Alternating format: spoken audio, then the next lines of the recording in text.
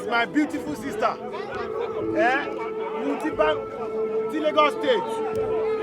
BRT. And you nice.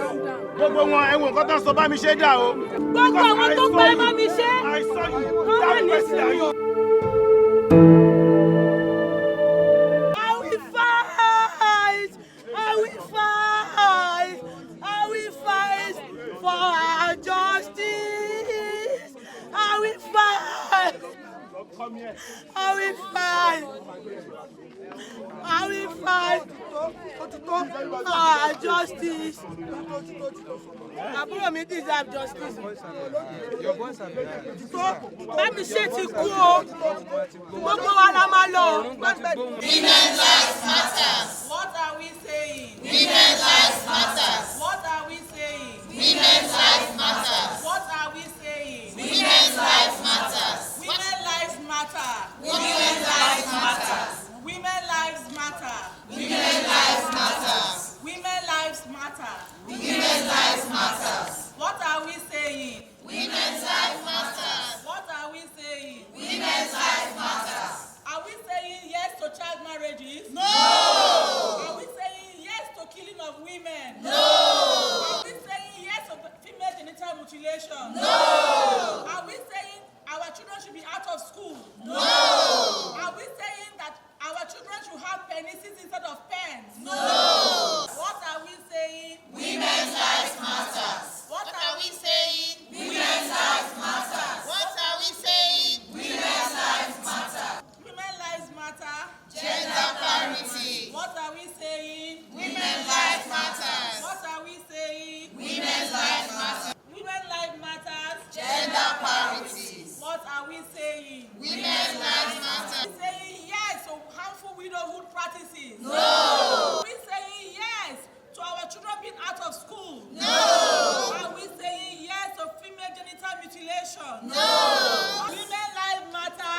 Gender parity. Women life matter. Gender parity. We are saying no to child exploitation. No! We are saying no to our women being discriminated. No! To everything that subjugates and oppresses women. So what are we saying? Women's lives matters.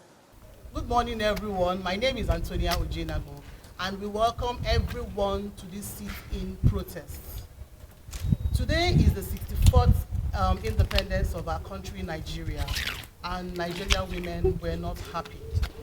We decided to do this protest to air our views and talk about our grievances about a lot of things happening to the Nigerian women.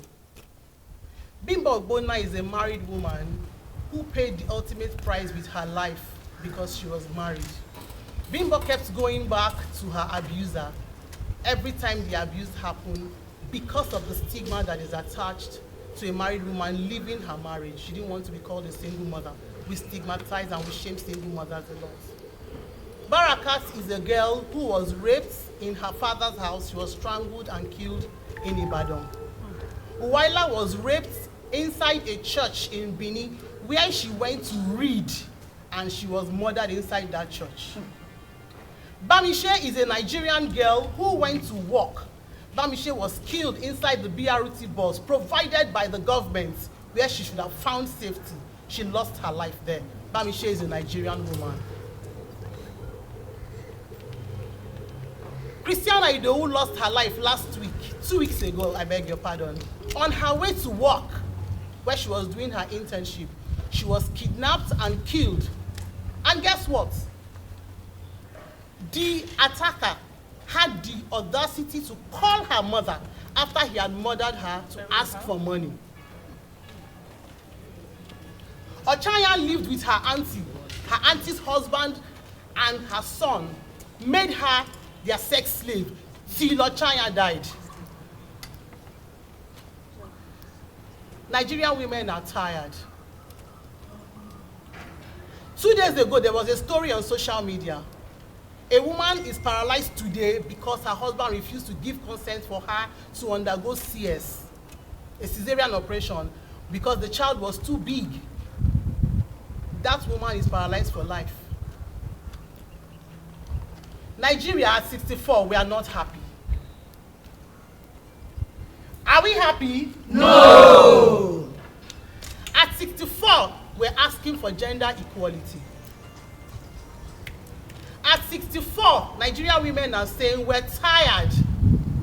We're tired of being treated as second-class fiddles in our own country. Are we not tired? We are tired. Are we not tired? We are tired. Dear Nigeria, at 64, we have come to tell you that we are tired. We are tired. The 4th of October 2024 is a day to celebrate Nigerian independence. But I ask, are Nigerian women truly independent? What is there to celebrate in all this? In 2024, we are still talking about child marriages. We are talking about harmful widowhood practices, women being forced to drink the water from the cups of their late husbands to prove their innocence. Women being deprived of the properties of their husbands whom they worked hard together to acquire. Women being deprived of access to justice. We are talking in the year 2024, not of women going into space, not of women bringing in innovations and breakthroughs, but we are talking about women being subjugated in their fatherland. You are married, you are not even allowed to even sign your consent form for yourself. Not because the law does not provide it, but because society says you cannot do it for yourself. Your life is owned primarily by your husband. Your life and every action you have is owned by your husband. We are not saying do not be accountable to each other in marriage. What we are saying is that we should be free to make decisions for ourselves. We are human beings, we are adults. In 2024, we are talking about the police not having enough manpower to make arrests. We are talking in 2024, the police not having even things as little as handcuffs to arrest criminals. Why is it that the JWC, the family support units, the gender units, these units that concern the lives and the rights of women are so poorly underfunded? Even things as little as statement forms are bought by personnel by themselves. For how long will we tribalize the lives of women in this country? This is 2024, and we are still talking about women going to work and being raped and killed at workplaces. We are talking, there was a viral story that went last 2 months of a lady who went to work and her male colleague took her home, was offered to take her home, and instead of taking her home, took her to a hotel and raped her. Is that what we should be hearing? We should not be hearing that women are seen as praised, to be preyed upon by men. That should not be what we should be hearing.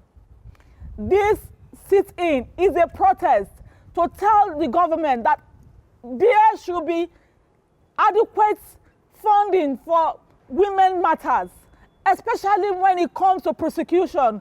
Cases like this, there should be more courts built. Cases like this, which concerns women, should not be left to stagnate. And then eventually the complainant loses interest. And what happens? The perpetrators continue to perpetuate the cycle of abuse. In 2024, we should not be celebrating what we do not enjoy. And that is the freedom of women. We demand, therefore, freedom of women. We demand, therefore, the funding of agencies that concern women. We demand, therefore, that women should be allowed to thrive. They should be allowed to live. That is our demand. Mrs. Mandy Demechi Asagba, the president of the African Women Lawyers Association worldwide, immediate past vice president of Nigerian Bar Association. Today, the 1st of October 2024, 64th birthday of Nigeria. We all are gathered here today to demand for our freedom for women. We demand emancipation of women. Enough of the suffering Enough of the humiliation. Enough of the oppression of women. Enough of everything bad that they've been doing to women. My colleagues have mentioned some of them. But today specifically, we are demanding for gender parity.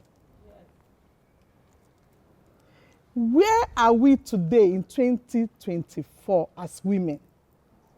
Can we truly stand up there and say, yes, as a woman, I feel good in my country, I'm protected? Yes, the laws are there. We're not saying we don't have laws. We have laws. But are these laws really, really helping the women? Are they implementing these laws? No. How long do we have to stay in court to get justice for women? We are out there, even offering pro bono services for women. But these cases take as long as 5, 6, 10 years. Yes. Some of the cases started in 2016 to date, we are yet to get justice. This is becoming unbearable. Women are dying every day. Femicide has become the order of the day. So many don't report femicide. The one is there who's going to report. The family quickly cover, bury her and tell stories, and that's it. The one we are fortunate, I use the word fortunate to at least hear about, and we take up, still we have frustration here and there. We are being fought as if we are some kind of criminals for protecting other women. Sometimes our lives are threatened for protecting women. Yeah.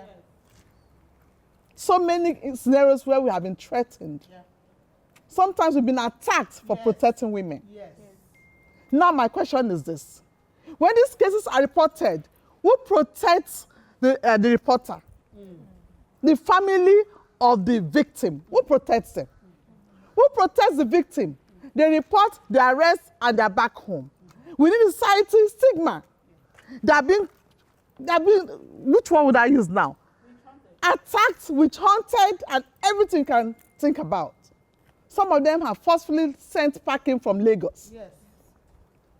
Because yes, we'll kill you. Threat to life. These things happen every day.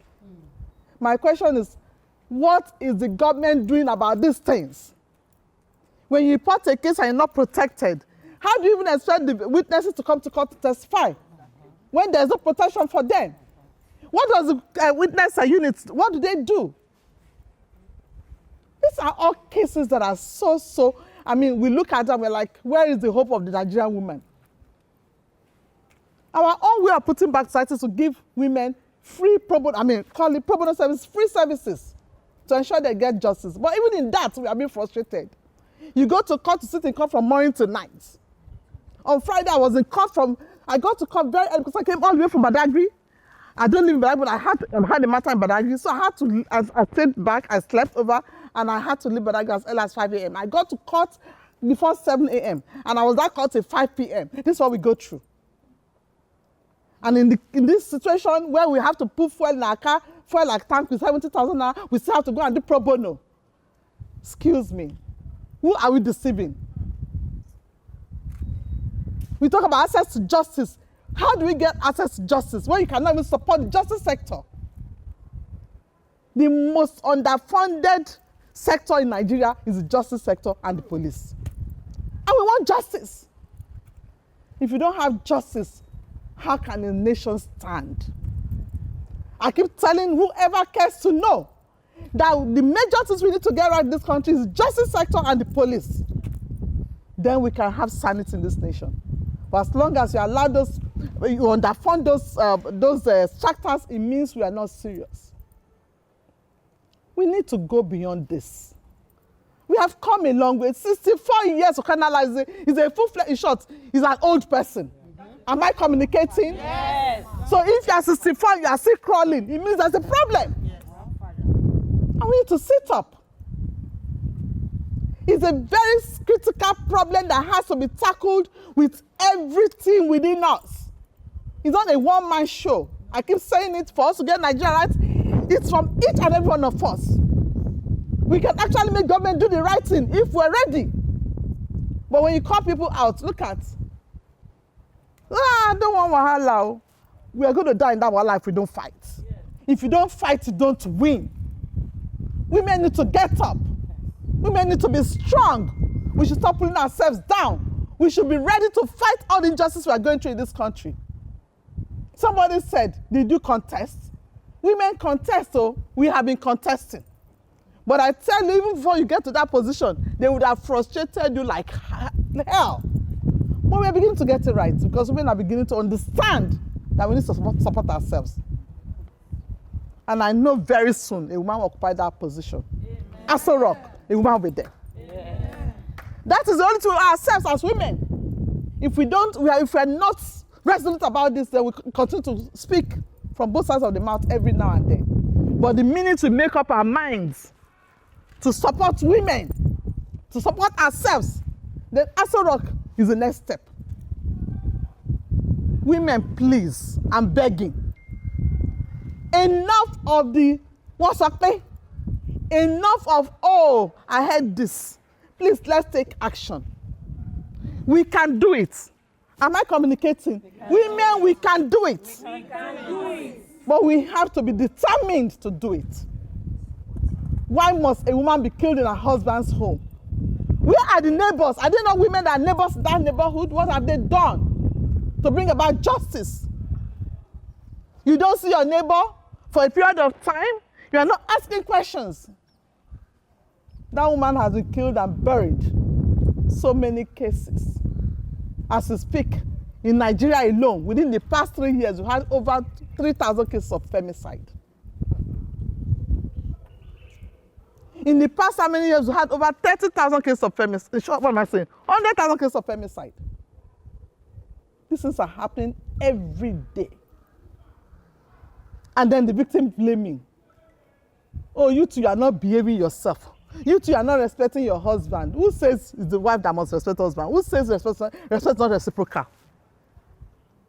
Stop blaming women. And most of the blame comes from also women. Mother will say, you will not share that down in your car. It was terrible. All those things. This is what we hear every day. Enough of the victim blaming, please. We are not at fault.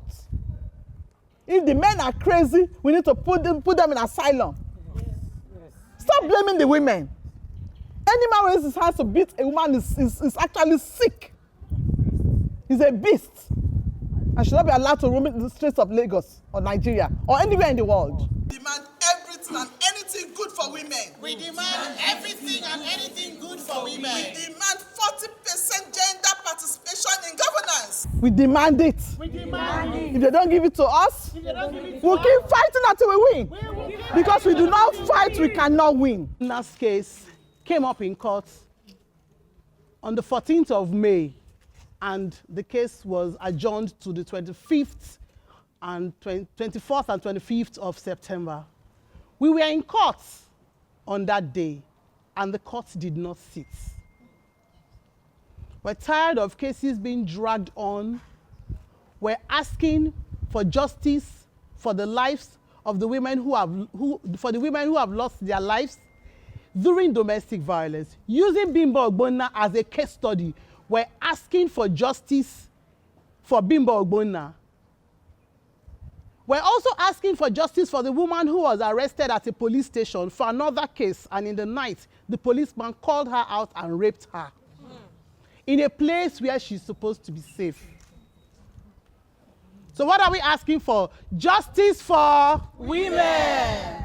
We have done everything, and I repeat, everything humanly possible, okay, to get this bill signed into law. But you know what the problem is? How many women do you have in those houses? You know that this is a put to vote. How many women do you have in those houses? House of Representatives, Senate, how many women? So who are the ones that will vote in favor of the bills? That's just what the problem is. So it's now for us to go back and speak to our fellow women to say, those of you that your husbands are there, please prevail on them. But if we have enough women in the house, then it will be a different problem. We won't be having a problem with gender bills. These things are human rights. We shouldn't even be demanding for them per se. They are human rights that rights that we own. They're actually trampling on our rights. Constitutionally, these are our rights. Inequality is not allowed in the Constitution of Nigeria. Am I communicating? Huh? Equality is one of the very foundations of the Constitution. So when they do these things and we need to make extra laws to say that we are equal, for me, seriously, at times I look at some of them, I'm like, why must we even go the extra mile to make those laws when the Constitution, which is the supreme law of the land, always says that we are equal? So anybody who is doing anything that will make women unequal, we should take them to court. So would you say that the VAP and ACJL has been effective in this fight? Seeking for justice for women who get abused? The laws that we have, I always tell people we have good laws. If you look at VAP, if really they have been implemented, no woman should be going through any abuse in Nigeria as we speak. Okay? If you also look at the ACJL, there should be no reason why any matter should be in court for more than 1 year. That's the truth. But these laws, they are always the frustrating elements. Okay? Sometimes the problems are even from the lawyers. Lawyers on the other side who want to delay justice, who just don't want justice to come to play. So they'll come to court, adjournment. The day the trial is fixed, they will not even come to court. So the court is forced to. Or when they know that, they are tired of asking for adjournment, they will even tell the witness not to come to court so that they will say the witness not in court. So frustrating elements. But most of the major problem that the courts have in these cases is witnesses. And I just gave reason why witnesses don't come to court. They're not protected. If you're not protected, why do you want to go and risk your life?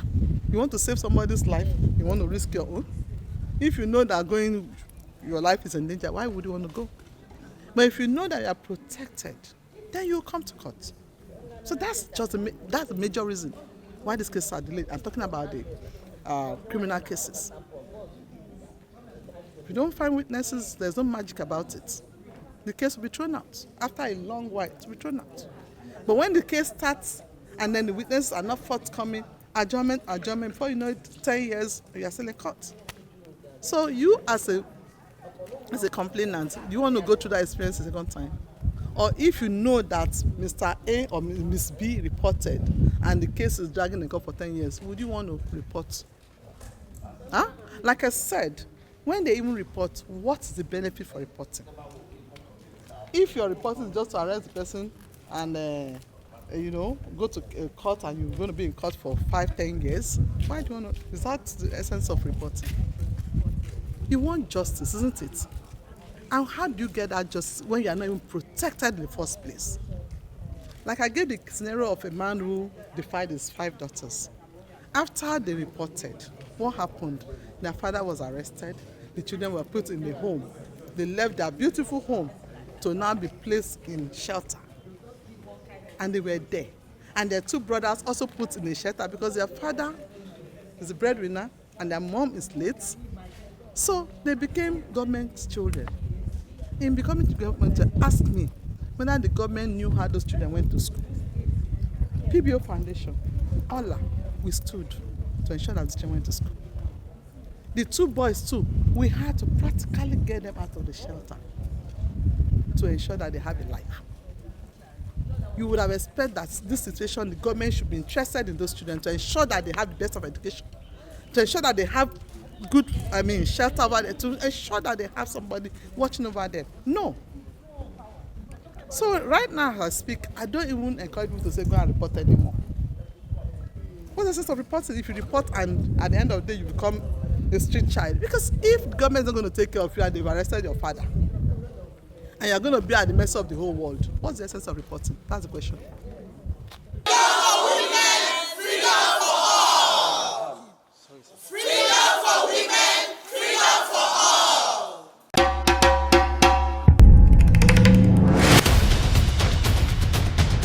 Kilarigbo TV, ìkànnì amúlùdún àkọ́kọ́ tó ń gbé àṣà àti ìṣẹ̀lẹ̀ Yorùbá lárugẹ.